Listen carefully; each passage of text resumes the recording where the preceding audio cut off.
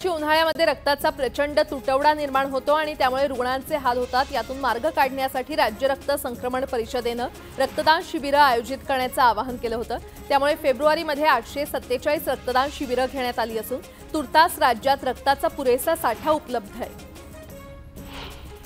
महाराष्ट्रातील सर्व क्लस्टर प्रमुखांची संध्याकाळी 6 वाजता भाजप प्रदेश कार्यालयामध्ये बैठक होणार आहे। या बैठकीत उपमुख्यमंत्री देवेंद्र फडणवीस आणि चंद्रशेखर बावनकुळे संवाद साधणार आहेत। शिवसेनेच्या जागा वाटपाबाबत मुख्यमंत्री शिंदेंच्या उपस्थितीत बैठकांचं सत्र सुरूच आहे, तर ज्या खासदारांची नावे अजूनही जाहीर झाली नाहीत असे सर्व खासदार आज मुख्यमंत्र्यांना भेटणार असल्याची माहिती मिळते। बहुप्रतीक्षित असलेली नांदेडची विमानसेवा अखेर सुरू होणार आहे। आदमपूर गाझियाबादहून पहिलं विमान नांदेडला येणार असून आजपासून नांदेड ते बंगळुरू, नांदेड दिल्ली जालंधर आणि नांदेड ते हैदराबाद, नांदेड ते अहमदाबाद ही विमानसेवा सुरू होईल। भिवंडीच्या ओवळी ग्रामपंचायत परिसरातील एका भंगार गोदामाला भीषण आग लागली। ही आग इतकी भीषण होती की यामध्ये 15 ते 20 भंगार गोदामं जळून खाक झाली। उल्हासनगरच्या कॅम्प नंबर 5 येथील भाटिया चौकात रस्ते खोदून ठेवल्यामुळे नागरिक आक्रमक झाले। संतप्त नागरिकांनी खोदलेल्या रस्त्यांवर झोपून आंदोलन करत महापालिका प्रशासन आणि ठेकेदाराचा निषेध केला। डोंबिवली पूर्वेकडील टाटानगर परिसरात बेकायदेशीररित्या विदेशी बनावटीचे पिस्तूल बाळगणाऱ्याला सराईत गुन्हेगाराला अटक करण्यात आली आहे। यावेळी आरोपीकडून एक विदेशी पिस्तूल आणि 2 जिवंत काडतुस जप्त करण्यात आली आहेत। हे पिस्तूल त्याने कुठून आणलं, कोणत्या उद्देशाने पिस्तूल जवळ बाळगलं होतं याचा तपास मानपाडा पोलीस करतायत। उल्हासनगरमध्ये एका व्यापाऱ्याला किरकोळ कारणावरून मारहाण करण्यात आली आहे। या प्रकरणी पोलिसांनी 3 आरोपींना अटक केली आहे। उल्हासनगरच्या न्यायालयामध्ये हजर केलं असता 2 दिवसांची पोलीस कोठडी आरोपींना सुनावण्यात आली आहे। शेकडो वर्षांची परंपरा असलेल्या शहापूर तालुक्यातील सरलांबे गावात रंगपंचमी निमित्त 2 दिवसीय गावदेवीच्या यात्रेचे आयोजन करण्यात आले।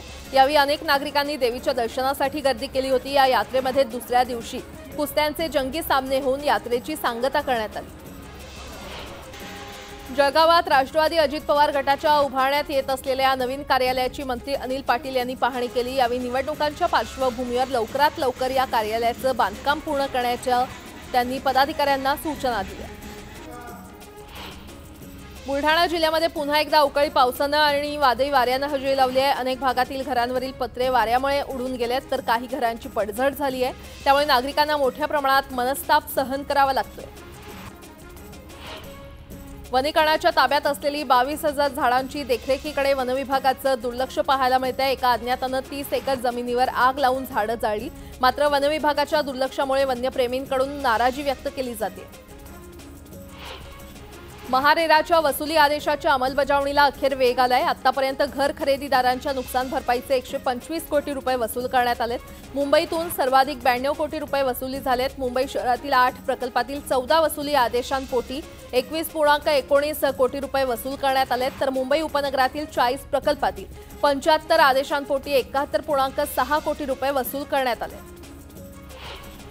झोपडपट्ट्यांमध्ये स्वच्छतेसाठीचे 1200 कोटींचं कंत्राट न्यायालयीन वादात सापडलंय। कंत्राटदार नेमण्याच्या मुंबई पालिका प्रशासनाच्या निर्णयाविरोधात बेरोजगार संस्था आणि बचत गट यांनी न्यायालयामध्ये धाव घेतली आहे। या निविदा प्रक्रियेला स्थगिती दिली नसली तरी निविदाकार पुढे येत नसल्याचं वास्तव आहे आणि त्यामुळे या कामाच्या निविदा प्रक्रियेला पालिकेने 3ऱ्यांदा मुदतवाढ दिली असून 3 एप्रिलपर्यंत निविदा भरता येईल।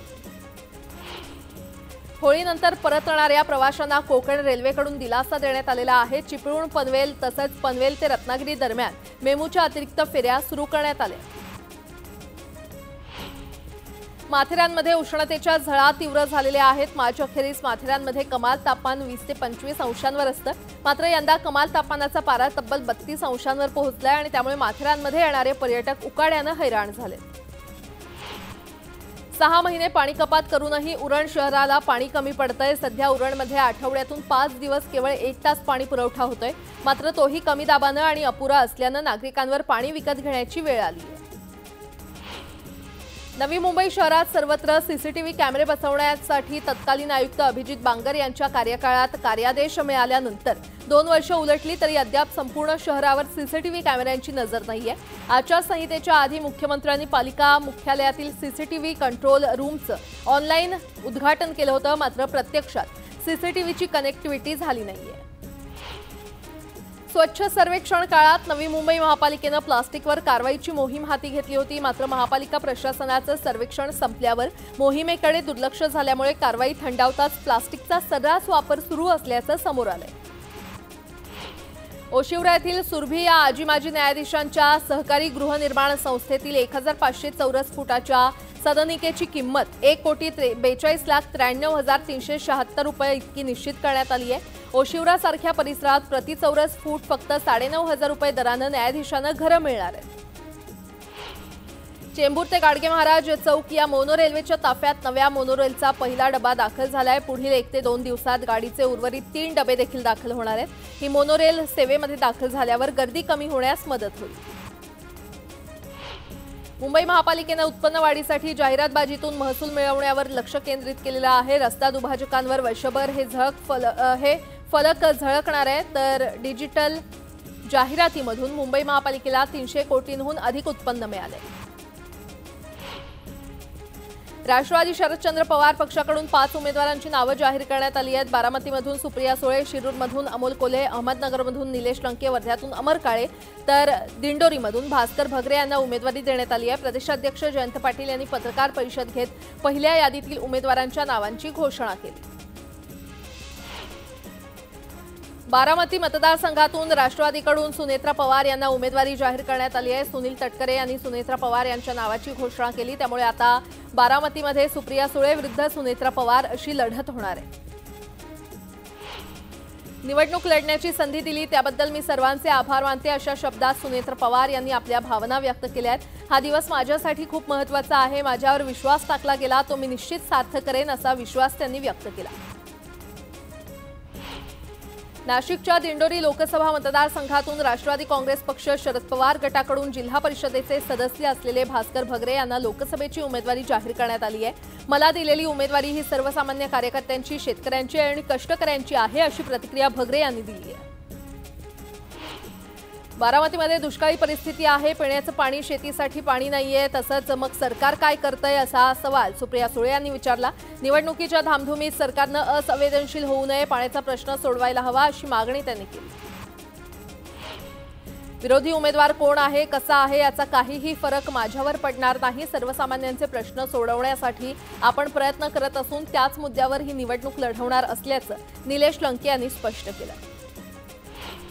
दिंडोरीचे माजी खासदार हरिश्चंद्र चव्हाण बंडखोरीच्या पावित्र्यात आहेत। भाजप आणि राष्ट्रवादीनं उमेदवारी न दिल्यानं ते नाराज असून अपक्ष उमेदवारी दाखल करणार आहेत आणि त्यांच्या उमेदवारीचा भाजपच्या भारती पवार यांना फटका बसणार आहे।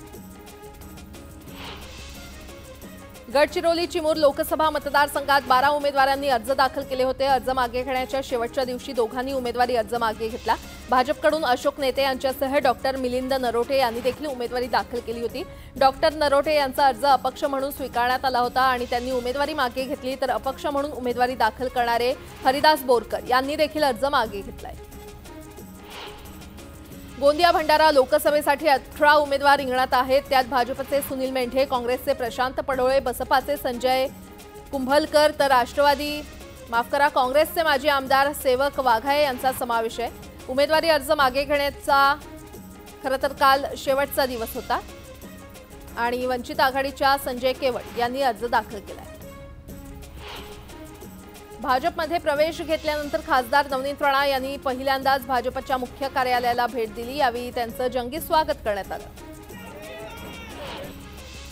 मी अपक्ष उमेदवार देऊन मराठा समाजाची फसवणूक करणार नाही, ज्याला पाडायचं त्याला पाडा, तुमच्या बाजूने जो असेल त्याला निवडून द्या, असं जरांगे यांनी स्पष्ट केलं। तर लोकसभेच्या निवडणुकीमध्ये आपल्याला पडायचं नाही असं म्हणत जरांगेंनी लोकसभा निवडणुकीच्या रिंगणातून माघार घेतली। राष्ट्रीय समाज पक्षाचे नेते महादेव जानकर यांना परभणी लोकसभा मतदारसंघातून उमेदवारी जाहीर झाल्यानंतर आसपच्या कार्यकर्त्यांनी जल्लोष केला। येणारी ही निवडणूक आम्ही जिंकून दाखवू आणि आमचा खासदार लोकसभेमध्ये पाठवू, असा विश्वास यावेळी कार्यकर्त्यांनी व्यक्त केला। जळगाव, धुळे नाही तर किमान नाशिकची जागा तरी राष्ट्रवादीला मिळावी, त्यामुळे उत्तर महाराष्ट्रात एकतरी जागा मिळाल्याचं समाधान आम्हाला मिळेल, असं वक्तव्य अनिल पाटील यांनी केलंय। भाजप आणि शिवसेनेचा देखील या जागांवर दावा असला तरी राष्ट्रवादीची इथे ताकद असल्याचं ते म्हटलंय। प्रत्यक्ष ब्रह्मदेव जरी खाली आले तरीही अमरावतीची जागा मी लढणारच असा निर्धार बच्चू कडू यांनी व्यक्त केला आहे। महायुतीतून बाहेर पडण्याची माझी इच्छा नाही, मात्र महायुतीची तशी इच्छा असेल तर आनंदाने स्वीकारू असं ते म्हटले। परभणी जिल्ह्यातील काही भागांमध्ये अवकाळी पावसाने हजेरी लावली। या पावसामुळे ज्वारी, हळद आणि गहू या पिकांचं नुकसान झालं असून जनावरांच्या चाऱ्याचंही नुकसान झालंय। नागपुरातील अनेक भागात मेघगर्जनेसह पावसाने हजेरी लावली। वादळी वाऱ्यासह झालेल्या पावसामुळे वीज पुरवठा खंडित झाला, तर उकाड्यापासून हैराण झालेल्या नागरिकांना काहीसा दिलासा मिळाला। सांगलीच्या खानापूर परिसराला मुसळधार पावसाने झोडपलंय। विजांच्या कडकडाटासह झालेल्या जोरदार वादळी वाऱ्याने नागरिकांची तारांबळ उडाली। पावसामुळे काढून ठेवलेल्या पिकांसह द्राक्षांवर देखील परिणाम झालाय। वाऱ्यामुळे घरांवरचे पत्रे उडून गेले, तर काही ठिकाणी वीज पुरवठा खंडित झालाय। नांदेड जिल्ह्यामध्ये अवकाळी पावसाने हजेरी लावली। नांदेड शहरासह ग्रामीण भागाला देखील पावसाने झोडपलं। वादळी वाऱ्यासह झालेल्या पावसात फळबागांसह हळद आणि गहू या पिकांचं देखील नुकसान झालं। सोयगाव तालुक्यात दुष्काळी मदत म्हणून 22,225 शेतकऱ्यांच्या खात्यावर 22,73,71,000 रुपये इतका निधी वर्ग करण्यात आलाय। मात्र त्यासाठी ई-केवायसी अनिवार्य असून शेतकऱ्यांना सीएससी केंद्रात जाऊन प्रक्रिया पूर्ण करण्याचं आवाहन तहसीलदार मनीषा मेने जोगदंड यांनी केलेलं आहे। डहाणू शहरात असलेल्या कंक्राटी नदीमध्ये सध्या मोठ्या प्रमाणात गाळ साचला असून या नदीचं विद्रुपीकरण झाल्याचं दिसून येतंय। याबाबत नगर परिषदेकडे वारंवार पाठपुरावा करून देखील स्वच्छता अभियान राबवण्यात येत नसल्यानं ग्रामस्थांनी नाराजी व्यक्त केली आहे। वाशिम हिंगोली महामार्गावरील राजगाव फाटा येथे भीषण अपघात झाला। मद्यधुंद चालकाचं कंटेनरवरील नियंत्रण सुटल्यामुळे कंटेनर पलटी झाल्यानं हा अपघात झाला। यामध्ये चालकाचा जागीच मृत्यू झालाय।